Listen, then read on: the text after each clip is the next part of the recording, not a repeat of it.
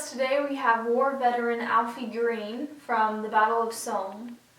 Now this battle began on July 1st, 1916 on the Western Front by the Somme River. Is that correct? Mm-hmm. How long did this battle last? About 5 months, from July to November 18th. Could you tell us about the weapons you used?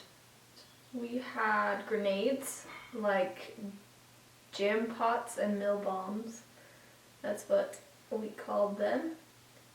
And we had rifles that we used a lot in the trenches. I remember one day we shot 1.6 million shells onto the other side, and I remember we were all thinking, wow, what a great victory, like we've got these guys. And it ended up that the shells didn't explode when we shot them. So when the men went over to the other side, they just got obliterated by the Germans' machine guns, and we suffered 60,000 casualties that day, 20,000 deaths, and it was very tragic, a hard battle to recover from. Wow, I can't even imagine. That brings us to our next question. How did you deal with loss of friends and men during the battle? You know, that was probably the hardest part of going into battle, was knowing that you won't return with everyone you started with. We lost 400,000 men and many more casualties. 420,000 British troops were hurt and wounded. Same 195,000 French troops.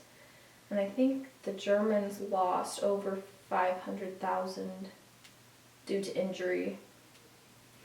But you just have to remember that those who died fighting as heroes for their country. And that brings us to our last question. How did you personally cope with losing the battle? Well, our commander-in-chief caused us to stop fighting on November 18th, 1916. So we technically lost, but we achieved our goal of relieving French troops on the front line. So that's a small victory in itself, even though we lost. Well, thank you so much for sharing with us today, Mr. Green. It's all the time we have, but thank you.